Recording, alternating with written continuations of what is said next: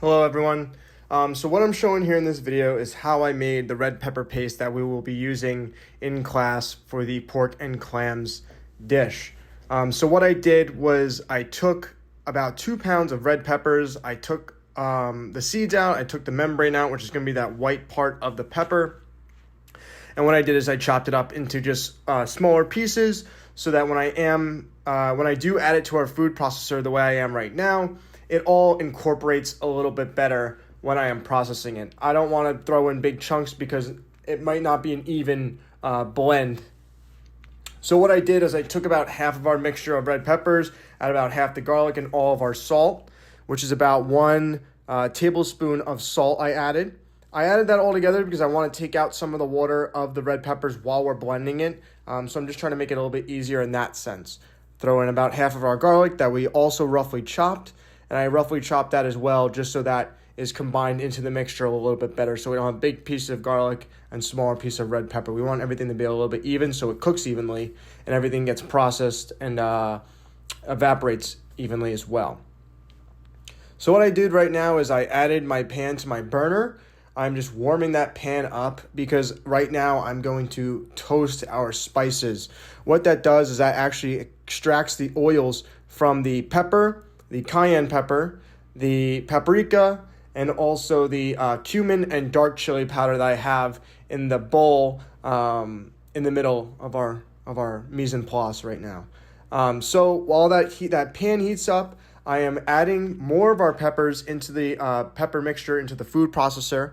I'm going to finish off those, and I'm also going to finish off the garlic as well.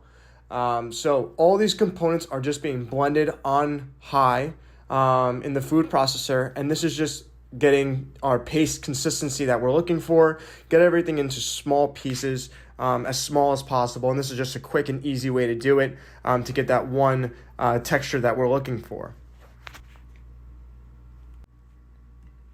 What I'm doing now is just cleaning up my station, putting the bowls that are empty away, just trying to keep everything tidy and neat. Right now I'm going to add our spices to that hot pan and just toss them around in the pan until they become fragrant and I start to smell all those peppers and cumin and all those spices. So we're just trying to get a nice warm toast on them just so they start extracting those smells. It happened pretty quick. I threw them in a pretty hot pan. So what I'm going to do right away is bring them to a cold bowl that I have to the side here. What I'm doing there is just I'm stopping the cooking process by adding it to a cold bowl so nothing overcooks and those spices don't burn. What I've done after I clean up my station is I put on our burner a shallow pot and I got that warm, and now I'm adding in our oil.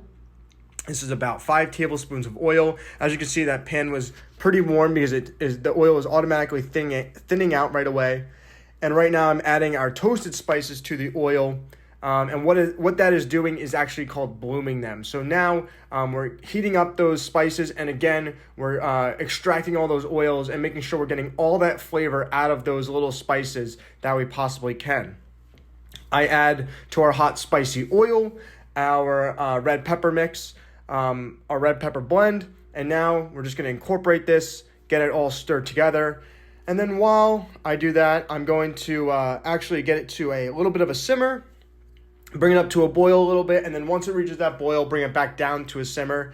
And I'm just going to allow this to sit on a low temperature so that we don't burn it, but all the water evaporates and leaves our red pepper paste so we get a very, very concentrated, flavorful paste.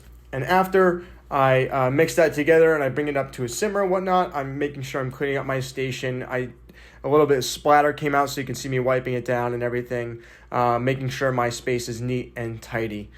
And then we're just going to let this go until a lot of the water is evaporated. I'll get back to you when it comes to the consistency that I'm looking for.